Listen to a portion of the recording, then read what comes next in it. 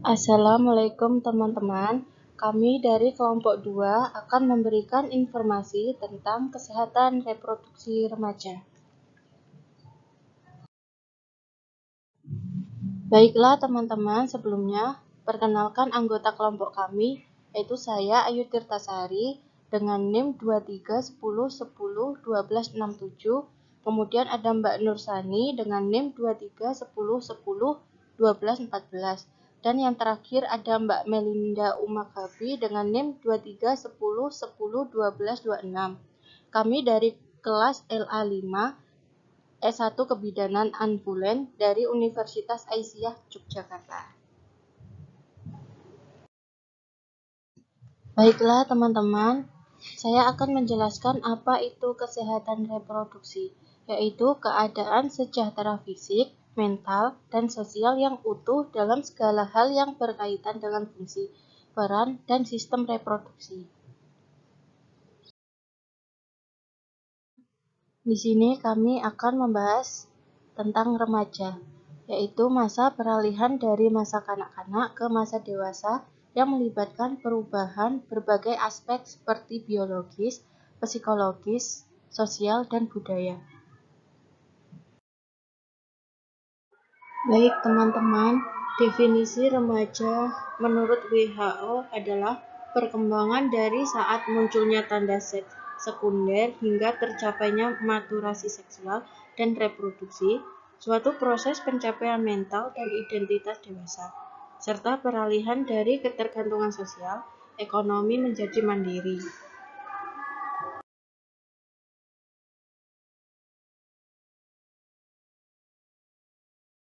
Baiklah teman-teman, proses peralihan remaja memiliki 4 tahap, di mana tahap pertama yaitu pra-remaja dimulai dari 10 sampai 12 tahun, kemudian remaja awal dimulai dari 13 sampai 15 tahun, kemudian remaja pertengahan 16 sampai 19 tahun, yang terakhir remaja akhir yaitu 20 sampai 21 tahun. Kemudian proses peralihan dibagi lagi menjadi prapubertas dan pubertas, di mana prapubertas itu dimulai dari 10 sampai 12 tahun dan pubertas dimulai dari 12 sampai 16 tahun. Baiklah teman-teman, pentingnya pengetahuan reproduksi remaja yaitu pengenalan terhadap sistem proses serta fungsi alat reproduksi. Kemudian yang kedua, resiko terkena penyakit seperti penyakit menular seksual seperti HIV dan lain-lain. Kemudian kekerasan seksual dan cara menghindarinya, di mana menurut WHO terbagi menjadi 5 bagian. Yang pertama, pendekatan individu dengan cara merancang program bagi pelaku kekerasan seksual di mana pelaku harus bertanggung jawab terhadap perbuatannya seperti menetapkan hukum yang pantas bagi pelaku kekerasan seksual. Kemudian memberikan pendidikan untuk mencegah kekerasan seksual seperti pendidikan kesehatan reproduksi, sosialisasi mengenai penyakit menular seksual, dan pendidikan perlindungan diri dari kekerasan seksual. Yang kedua, pendekatan perkembangan. Pendekatan perkembangan yaitu mencegah kekerasan seksual dengan cara menanamkan pendidikan pada anak-anak sejak usia dini, seperti pendidikan mengenai gender, memperkenalkan pada anak-anak tentang pelecehan seksual dan resiko dari kekerasan seksual, mengajarkan anak cara menghindari kekerasan seksual, mengajarkan batasan untuk bagian tubuh yang bersifat pribadi pada anak, dan mengajarkan batasan aktivitas seksual yang dilakukan pada masa perkembangan anak. Yang ketiga, mencegah sosial komunikasi seperti mengadakan kampanye anti kekerasan seksual, memberikan pendidikan seksual di lingkungan sosial, mensosialisasikan pencegahan kekerasan seksual di lingkungan sosial. Yang keempat, pendekatan tenaga kesehatan, yakni tenaga kesehatan memberikan layanan dokumen serta yang mempunyai peran sebagai alat bukti medis korban. Kemudian tenaga kesehatan memberikan pelatihan kesehatan mengenai kekerasan seksual dalam rangka mendekati secara dini kekerasan seksual. Tenaga kesehatan memberikan perlindungan dan pencegahan terhadap penyakit HIV dan Tenaga kesehatan menyediakan tempat perawatan dan perlindungan terhadap korban kekerasan seksual. Kemudian yang terakhir, yang kelima, pendekatan hukum dan kebijakan mengenai kekerasan seksual, yaitu menyediakan tempat pelaporan dan penanganan terhadap tindakan kekerasan seksual, menyediakan peraturan legal mengenai tindakan kekerasan seksual dan hukum bagi pelaku sebagai perlindungan terhadap korban, mengadakan perjanjian internasional untuk standar hukum terhadap tindakan kekerasan seksual, dan yang terakhir, mengadakan kampanye anti kekerasan seksual.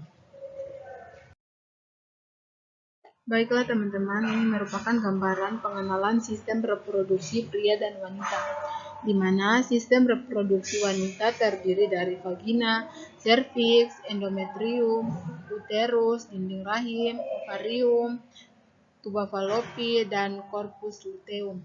Kemudian sistem reproduksi pria terdiri dari tulang kemaluan, vas deferens, penis, uretra, vesikula, kandung kemih, kelenjar prostat, epididymis, testis, dan skrotum.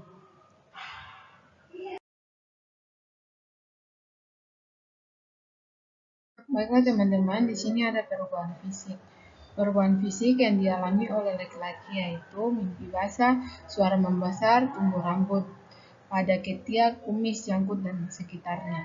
Kemudian, perubahan fisik yang dialami oleh perempuan yaitu perempuan mengalami menstruasi, payudara dan pinggul membesar, kemudian tumbuh rambut pada ketiak dan sekitar vagina.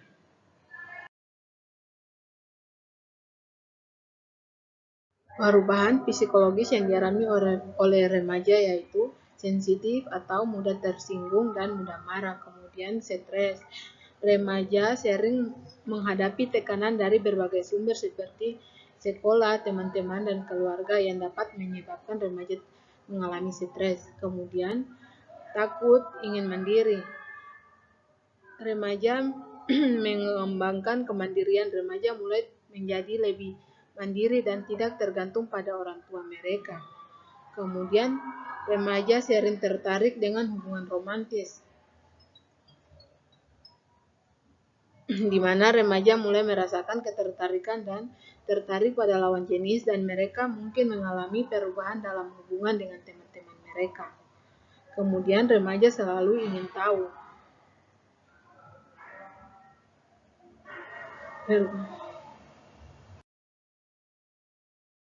Baiklah teman-teman, selanjutnya kita akan membahas tentang seks pranikah. Jadi, seks pranikah itu adalah hubungan seksual yang dilakukan remaja sebelum menikah.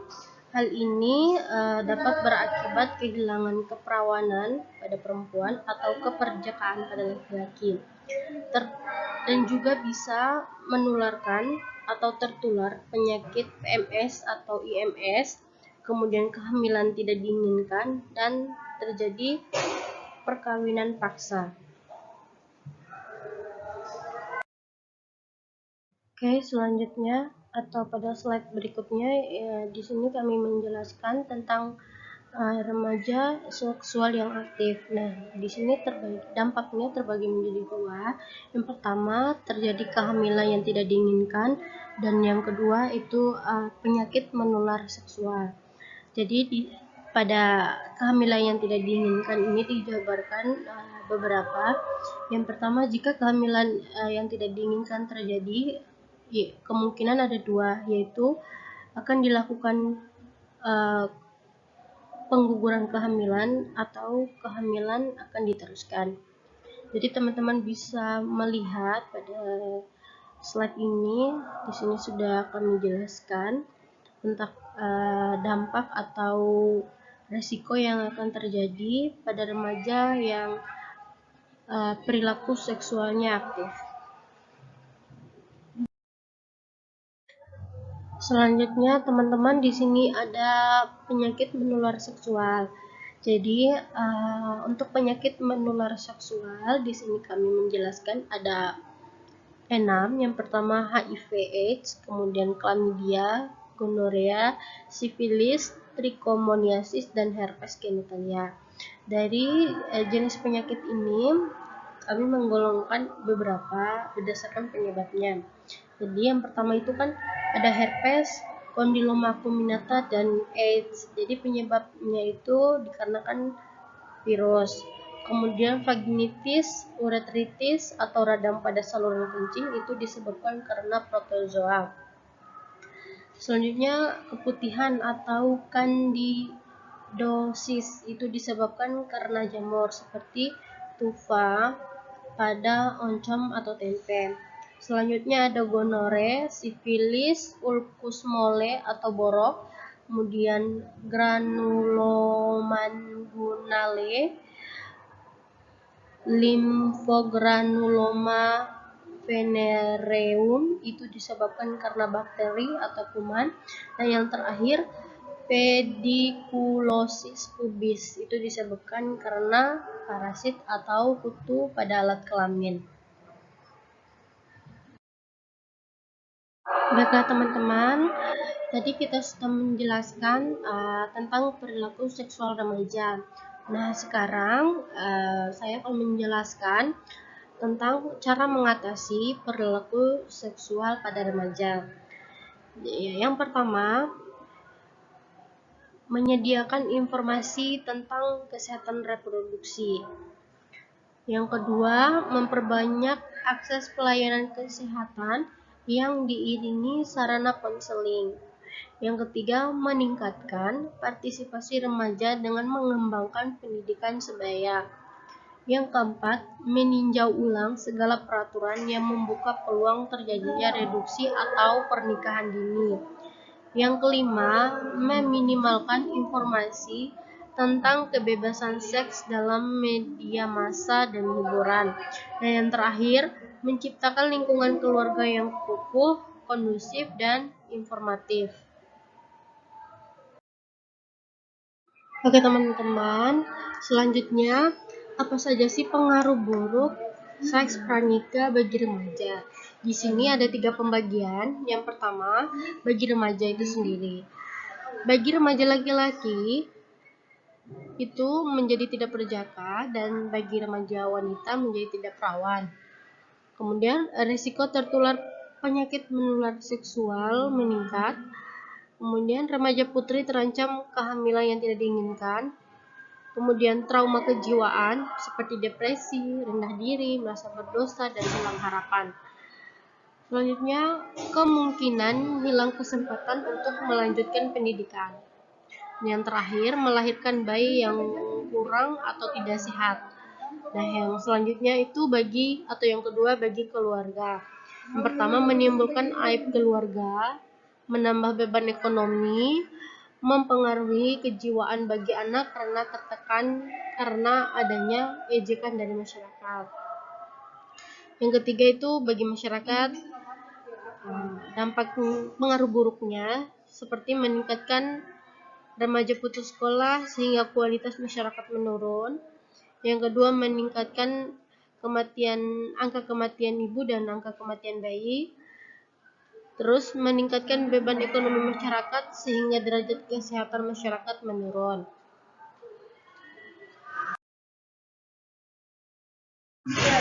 Demikian informasi yang dapat kami berikan atau jelaskan pada kesempatan kali ini. Lebih dan kurangnya kami mohon maaf. Sekian, wassalamualaikum warahmatullahi wabarakatuh. Terima kasih teman-teman.